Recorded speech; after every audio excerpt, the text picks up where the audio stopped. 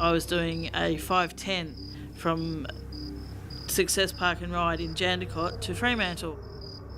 As we came past there, about 30 or 40 young kids, they came out from behind the Melaleucas with rocks. All the kids that were there, they threw whatever they could get at the bus. I didn't stop, and I pulled up at a timing point in Hamilton Hill, and I jumped out the bus, walked down the driver's side of the bus and actually counted 28 individual hits on the side of the bus. One here right beside my head, there's a star where a rock had hit the window. If it had gone through, it would have killed me. It was terrifying. At the time, it was terrifying. And even now I get upset because I'm getting upset.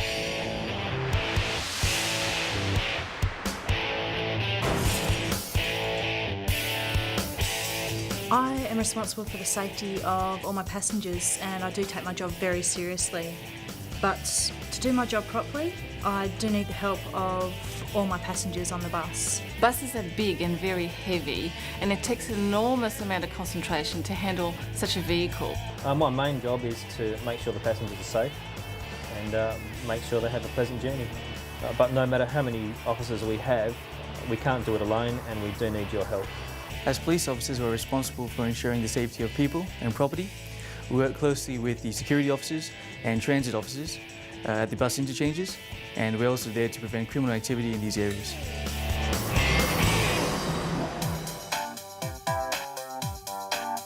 Bus services are provided by Transperth, who are responsible for running all our public transport systems, including the trains and the ferries. There are about 1,100 Transperth buses operating around the suburbs and about 12,000 bus stops.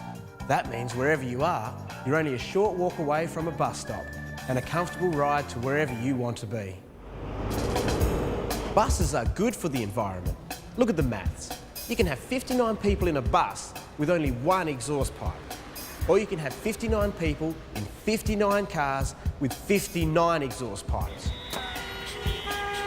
The fleet includes nearly 300 buses that run on West Australian natural gas, and they are saving about 9 tonnes of greenhouse gas every year. So having a good bus system is great in heaps of ways, but for you and me, the best part about it is that it's safe and reliable. I think good things about catching a bus is that it's easy, affordable, and your parents don't have to get angry over taking you places. I catch the bus because sometimes on the weekends and on the holidays, me and my friends, we like to go out, and the bus is just the easiest way to get places. When you need them there, they're always there. And they're a low cost, especially when you got your student smart rider. Every day, thousands and thousands of people use the bus. They depend on it to get to work, to the shops, to school, to keep in touch with family and friends, to go to the beach, or the footy, or the cricket, or the netball, or whatever else it is that they want to do. We all have to know how to use the buses safely, securely, and with respect. So let's talk about the 2 R's of Transperth riding: rights and responsibilities. As passengers, we have the right to get to our destination safely and without any hassles. We have the right to travel on a bus that is smoke-free. We have the right to travel with a driver who has his or her mind fully on the job of manoeuvring a very big and very powerful vehicle through traffic, without the distraction of other passengers. Anyone who has special needs, like passengers who are disabled, have the right to obtain a seat. Here you go, mate. You can sit if you want. Thanks. I was wondering if you could drop me just before the corner. After 7 o'clock at night, we also have the right to get off anywhere along our route, as long as the traffic allows the driver to stop there safely. Just remember to tell the driver when you first get on. Those are some pretty good rides, and they are ours to enjoy every time we use a Transperth bus. Along with the rights comes some responsibilities, because you can't have one without the other.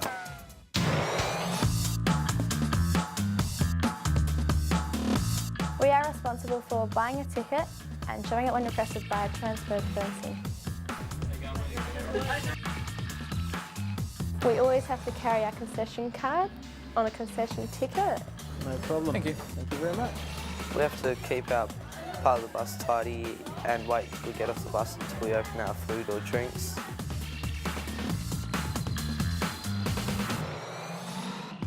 Yeah, we are responsible to keep out of the driver's face so you don't distract them while they're driving. Yeah. We've just got to make sure our language isn't offensive and that to keep the bags out of the aisles so people don't trip over them. We have to keep our personal music systems low so that we don't interfere with anyone else. We have to be courteous to other passengers and the drivers. We have to give up our seat for the people who have special needs. Everyone wants to feel safe, and when we travel on the buses, it's no different. But sometimes the behaviour of some passengers makes others feel uncomfortable or puts the safety of others at risk. If you ever feel unsafe while you're on board a bus, don't just sit there and take it. Press the bell, wait till the bus stops, and then talk to the driver. I rang the bell because there's a couple of guys up the back throwing. He or she will know what to do. Really unsafe about it. That's fine, darling. You take a seat right here and I'll keep an eye on things, okay? Thank you. No worries.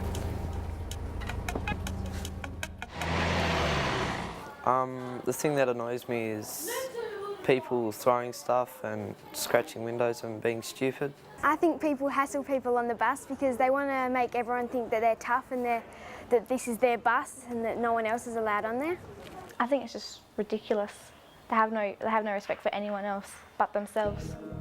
Most people do the right thing on the buses, but every now and then, some people decide to make a nuisance of themselves. People that are mucking around the bus, they don't consider their own safety. They don't consider the safety around the people around them. And if your mum or dad or brother was driving a car, you wouldn't be nagging him because you're putting yourself and your family members at immediate danger. When I see kids graffitiing and mucking around on the bus and chucking stuff like that, it makes you feel uncomfortable and not safe. The people yelling and stuff in the background, it makes me feel a bit annoyed because it's trying to have a bit of peace and quiet.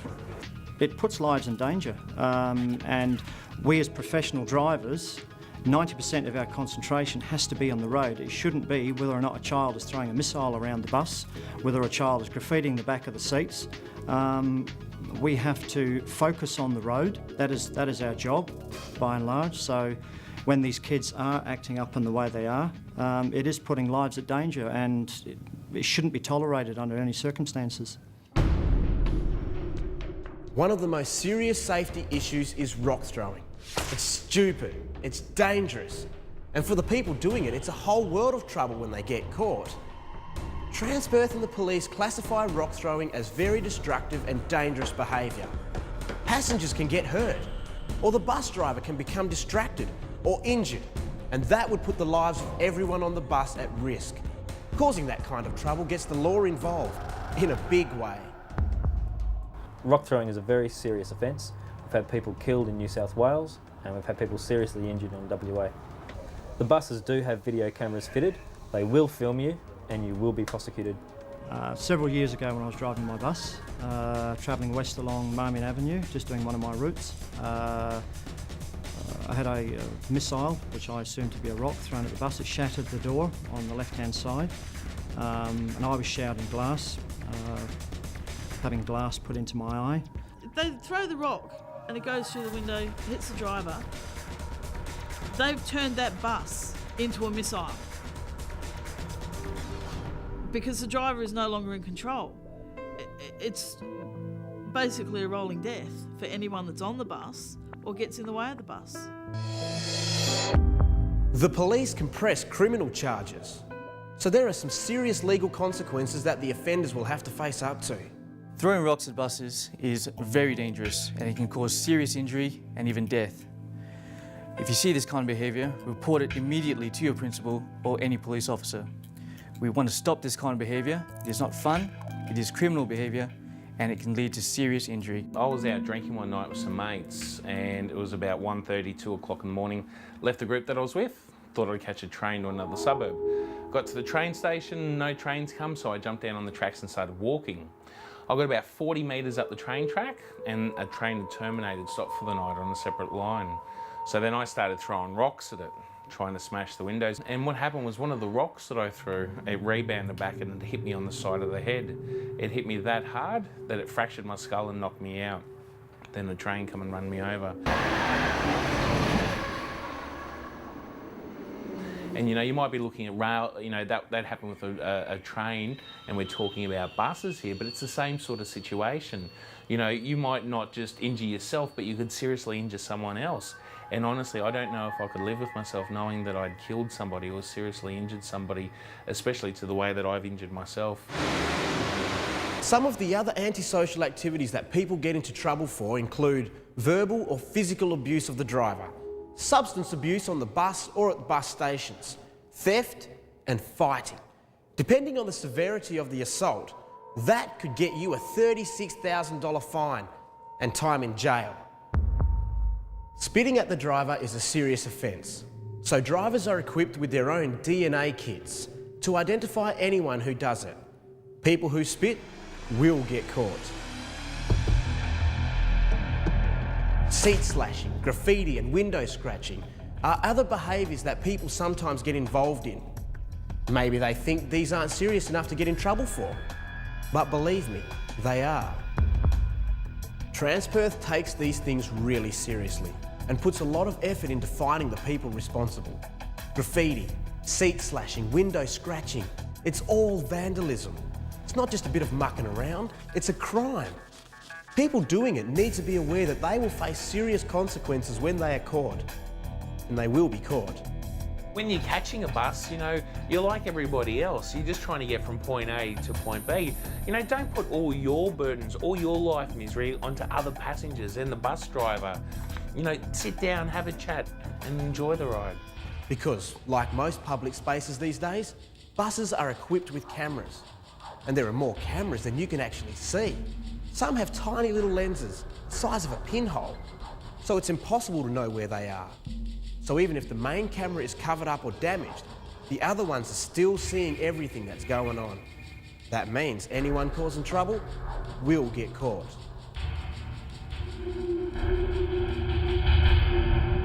All the interchanges and bus stations are equipped with cameras too. Interchanges are where the bus and train systems meet, so people can get off one service and onto the other. They help people get where they're going even quicker because they don't have to waste time finding a station or a bus stop. Security officers are responsible for the security of all passengers using the Transperth bus network. They have the authority to make sure no one causes trouble. They work closely with railway transit officers and the police at the bus interchanges. They keep in radio contact with the bus drivers to make sure everything's okay. They're at all the bus stations and sometimes they travel on the buses or follow behind in their own vehicles. Sometimes they're in uniform, sometimes they're in plain clothes. Security officers can place people under arrest and detain them until the police arrive. They can remove troublemakers from Transperth property and buses, and they can issue infringement notices for antisocial and high-risk behaviour, the same way that transit officers do on the trains. Quick question, how much do you reckon a bus weighs? I don't know, 1.5, maybe 2 tons. 25 tons. Yeah, I'd say 5 to 6 tons. I would say about 13 tons, maybe. I think maybe about 8, maybe 9 tons. I know, I have no clue. If you said 12,000 kilograms, that's a pretty good guess. But that's an empty bus. With a load of passengers, it's about 16,000 kilograms.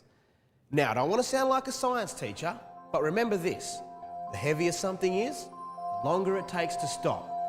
So a full bus travelling at 60 k's is going to take between 50 and 60 metres to stop. That's about 4 times its own length. So when you're waiting for the bus to arrive, make sure you stand well back from the road. And if you're at the back of the queue, don't push or shove the people in front. When you get off the bus, don't step out in front of it into traffic. Oh man, watch out, don't step in front of the bus.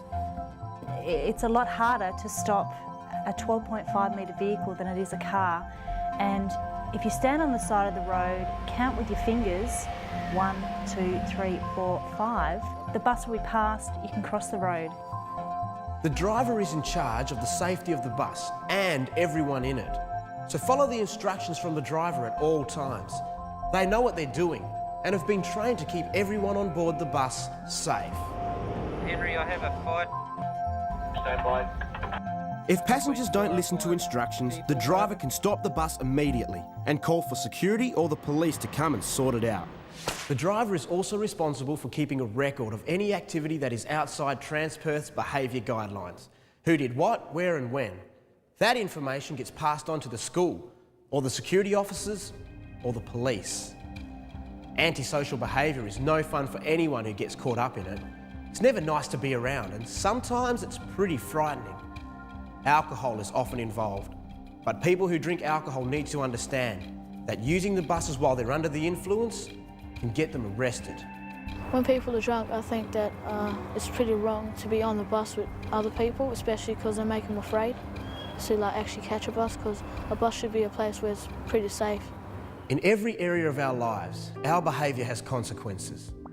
For those who choose to ignore the behaviour guidelines, those consequences can be pretty serious. I cried for about 1.5 years after my accident, but my mum cried for about 5 years. And still to this day, she still gets tears in her eyes when we talk about it. The lifelong consequences on other people is unbelievable. My sisters, my dad, and then there's people, because it doesn't just impact your direct family circle, it's people outside of your family. Like the train driver, I've got no idea how I impacted his life. If you keep putting yourself in dangerous situations, then it's just a matter of time, before something happens. And when it does happen, you can never take it back. It's something that you're going to have to live with every day of your life for the rest of your life. Consequences are real, but sometimes we don't even realise what they are, especially when young kids are around. When you're going out with younger kids, it's really important that you look after them and show them how to catch a bus and how to do things properly. As a school student, you pay less than a full fare for a ticket, but you've got to have your student smart rider with you whenever you're travelling on a student fare. Otherwise, you'll pay the full adult price. No, mate, can I check your ticket, please? I don't have one. You don't have one. Is there any reason why you don't have a ticket today? No, there isn't. What I'm going to do is I'm going to issue a $50 fine. If the driver or security officer asks for your details, tell the truth. Giving a false name or address, or just refusing to answer, will get you into more trouble. Mate, you've got 28 days to pay that. If you are fined for any reason, arguing about it won't make any difference. If you reckon you shouldn't have been fined, just take the ticket, then write a letter to the Public Transport Authority. Explain your reasons, and someone there will make a decision. But in the meantime, don't forget to pay the fine, because fines that don't get paid don't go away, they just get bigger. Some people think that they can get away without paying their fines, but they can't. Because when you go to get your driver's license, our computer systems know who's paid and who hasn't. So if you haven't paid your fines, you will not be getting your driver's license. When you buy your ticket or tag on with your smart rider, you're paying for a comfortable and safe ride. And so is everyone else on the bus. Enjoy these rides and meet the responsibilities that come with the ticket. Remember, the choices we make lead to consequences. So make good choices. Do the right thing and use the buses safely.